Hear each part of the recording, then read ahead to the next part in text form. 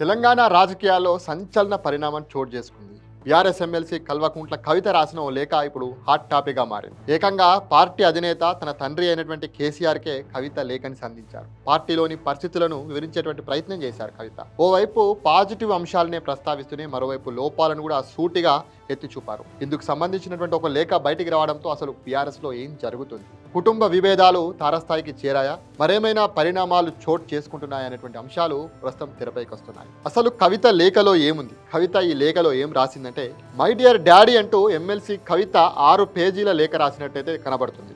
Positive negative feedback అంటూ వివరంగా లేఖ రాశారు. ఎల్కతుర్తి సభ గురించి ఇందులో పలు అంశాలను ఆమె ప్రస్తావించారు. ఓ రకంగా సభ నిర్వహణ తీరుపై అసంతృప్తిని వ్యక్తం చేశారు కవిత. సభా వేదికపై పార్టీ సీనియర్ నాయకులు మాట్లాడి ఉండాల్సిందని కవిత అభిప్రాయపడ్డారు. పార్టీ ఆవిర్భావం నుంచి అండగా నిలిచినటువంటి నాయకులకు ధూమ్ధామ్ కార్యకర్తలు ప్రసంగించి ఉంటే అది బీఆర్ఎస్ శ్రేణుల్లో మరింత ఉత్సాహాన్ని నింపే అవకాశం ఉండేదని కవిత అన్నారు. పార్టీ లీడర్స్ కి యాక్సెస్ ఇవ్వడం లేదంటూ కవిత తన లేఖ ద్వారా కేసీఆర్ దృష్టికి తీసుకెళ్లారు. బీజేపీపై 2 నిమిషాలే మాట్లాడడంతో అనుమానాలు బలపడుతున్నాయని, బీజేపీ వల్ల తాను కూడా చాలా ఇబ్బంది పడ్డానని కవిత గుర్తు చేశారు. సభా వేదిక నుంచి బీజేపీని టార్గెట్ చేసి ఉంటే బాగుండేదని అభిప్రాయపడ్డారు. ఇటీవల జరిగినటువంటి ఏవైతే గ్రాడ్యుయేట్ ఎమ్మెల్సీ ఎన్నికల్లో బీఆర్ఎస్ పోటీ చేయకుండా బీజేపీకి మద్దతు ఇచ్చిందనేటువంటి సందేశాన్ని కాంగ్రెస్ పార్టీ ప్రజల్లోకి బలంగా తీసుకెళ్తుందని, ఇది పార్టీకి అత్యంత ప్రతికూలంగా మారిందని కవిత గుర్తు చేశారు. అదేవిధంగా వక్ఫ్ బిల్లుపై మాట్లాడి ఉండుంటే బాగుండేదని, బీసీలకు 42% రిజర్వేషన్ అంశం గురించి కానీ, అదేవిధంగా ఎస్సీ వర్గీకరణ గురించి కానీ మాట్లాడితే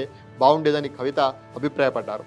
ప్రస్తుత రాజకీయ పరిణామాలను సమర్థవంతంగా ఎదుర్కోవడానికి కీలక నిర్ణయాలు తీసుకోవాల్సిన అవసరం ఉందని కవిత ఈ యొక్క లేఖలో అభిప్రాయపడ్డారు. పార్టీకి నిర్దిష్టమైన కార్యక్రమాలు, మార్గదర్శకాలు అవసరమని అంతా భావించారు. కానీ వరంగల్ సభలో అలాంటి స్పష్టత కొరవడిందని కవిత ఈ యొక్క లేఖలో ప్రస్తావించారు. అదేవిధంగా తెలంగాణ తల్లి విగ్రహం మార్చడము, తెలంగాణ గీతం విషయం వంటి అంశాలను కూడా ఇందులో కవిత ప్రస్తావించారు. అయితే ప్రస్తుతం కవిత అమెరికా పర్యటనలో ఉన్నటువంటి సమయంలో, ఆమె విదేశాల్లో ఉన్నటువంటి సమయంలో ఈ యొక్క లేఖ బయటికి రావడంతో బీఆర్ఎస్ పార్టీ నేతలు కానీ, బీఆర్ఎస్ పార్టీ కార్యకర్తలు కానీ కొంత ఆశ్చర్యానికి గురవుతున్నారు. బీఆర్ఎస్ పార్టీలో ఏం జరుగుతుందనేటువంటి చర్చ అయితే ప్రస్తుతం రాష్ట్ర రాజకీయాల్లో మనకు జరుగుతుంది. అయితే అధికారం కోల్పోయిన తర్వాత కొద్ది రోజుల్లోనే బీఆర్ఎస్ పార్టీ మళ్ళీ లైన్లోకి వచ్చింది. పార్లమెంట్ ఎన్నికల్లో ఖాతా కూడా ఒక్క సీటు కూడా గెలవకపోయినటువంటి పార్టీ ఆ తర్వాత ఒక్కో కార్యక్రమాన్ని తీసుకుంటే ప్రజల్లోకి వెళ్ళేటువంటి ప్రయత్నాలను గట్టిగా చేస్తుంది. అయితే ఈ విషయంలో కొంత బీఆర్ఎస్ పార్టీ సక్సెస్ అవుతూనే వచ్చింది. ప్రభుత్వ వైఫల్యాలను ప్రజల్లోకి తీసుకెళ్లేందుకు ఏ చిన్న అవకాశం వచ్చినా కూడా దాన్ని సద్వినియోగం చేసుకుంటుంది ప్రస్తుతం బీఆర్ఎస్ పార్టీ. అయితే పార్టీ రజతోత్సవ సభను బీఆర్ఎస్ ప్రతిష్టాత్మకంగా తీసుకుంది. 4-5 నెలలుగా కసరత్తు చేయగా ఏప్రిల్లో ఈ యొక్క సభను నిర్వహించింది. భారీ స్థాయిలో జన సమీకరణ చేయడంతో సభ గ్రాండ్ సక్సెస్ అయింది. అయితే సభ తర్వాత అనేక అంశాలు తెరపైకి వస్తున్నాయి. నిజానికి సభ ఏర్పాట్ల బాధ్యతలను ముందుగా హరీష్ రావుకి కేసీఆర్ అప్పగించారు. దీంతో ఆయన పలుమార్లు వరంగల్లో కానీ క్షేత్రస్థాయిలో కూడా అనేక సార్లు పర్యటించారు. సభ కోసం అనేక స్థలాలను కూడా హరీష్ రావు పరిశీలించారు. అయితే ఉన్నట్టుండి హరీష్ బాధ్యతల నుంచి తప్పుకున్నారు. ఆ తర్వాత కేటీఆర్ సీన్లోకి వచ్చారు. అయితే హరీష్ రావును నిజంగానే తప్పించారా, లేకపోతే ఆయననే తప్పుకున్నారనేటువంటి చర్చ అయితే బీఆర్ఎస్ శ్రేణుల్లో అంతర్గతంగా చాలా గట్టిగానే జరిగింది. అయితే ఇక రజతోత్సవ సభ వేదికపై కూడా కేవలం కేసీఆర్ అదేవిధంగా కేటీఆర్ ఫోటోలను మాత్రమే అక్కడ ప్రదర్శించడం జరిగింది. కేటీఆర్కు పార్టీ నాయకత్వ బాధ్యతలను అప్పగించే కోణంలోని ఇదంతా జరుగుతుందా అనేటువంటి చర్చ జోరుగా తెరపైకి వచ్చింది. అంతేకాకుండా వేదికపై కూడా ఏ ఇతర నాయకుల ఫోటోలకు కూడా అవకాశం కల్పించలేదు. ఎందుకంటే కవిత కానీ, హరీష్ కానీ చాలామంది సీనియర్లు కూడా ఉన్నారు బీఆర్ఎస్ పార్టీలో. వారి ఫోటోలు కూడా ఎక్కడ కూడా వేదిక పైన లేవు.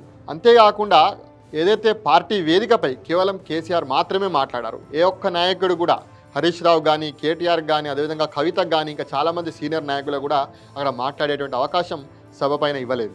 అయితే ఇవన్నీ పరిణామాల నేపథ్యంలో కవిత అసంతృప్తి ఉన్నారా? అయితే ఎమ్మెల్సీ కవిత తీరు చూస్తుంటే కనుక పార్టీలోని పరిస్థితులపై ఆమె తీవ్రమైన అసంతృప్తితో ఉన్నారనేటువంటి విశ్లేషణలు మనకు కనబడుతున్నాయి.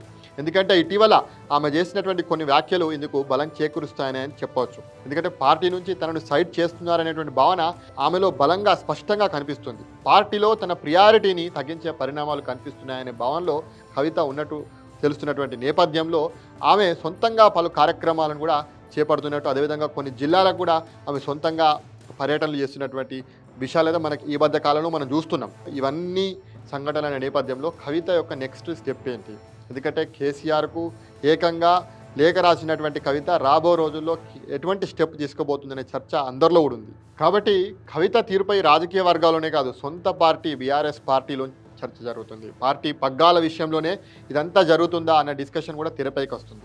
ఇప్పటి వరకు పార్టీలో కేసీఆర్ తర్వాత కేటీఆర్, హరీష్ రావు అంతా తామే నడిపించారు. భవిష్యత్తులో కూడా వీరిలోనే ఒకరికి కేటీఆర్ కానీ హరీష్ రావు కానీ పార్టీ పగ్గాలు అప్పగించేటువంటి అవకాశం ఉంటుంది. కాబట్టి ఈ విషయంలో కవితకు ఏమైనా ఇబ్బందులు ఉన్నాయా అన్నటువంటి వాదనలు కూడా మనకు వినిపిస్తున్నాయి.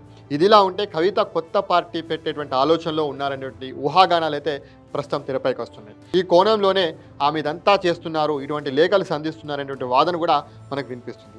నిజానికి ప్రస్తుతం బయటికి వచ్చినటువంటి లేఖ ఎల్కతుర్తి సభ తర్వాత కవిత కేసీఆర్కి రాసినట్టు మనకు తెలుస్తుంది. మొత్తంగా కవిత రాసినటువంటి ఈ లేఖ వ్యవహారం బీఆర్ఎస్లోనే కాదు, రాష్ట్ర రాజకీయ వర్గాల్లోనే పెను సంచలనంగా మారింది. ఈ లేఖ వ్యవహారం పార్టీ అంతర్గత సమస్య వరకే ఉంటుందా, లేకపోతే సరికొత్త రాజకీయ పరిణామాలకు దారితీస్తుందా అనేది మనం రాబో రోజుల్లో చూడాలి.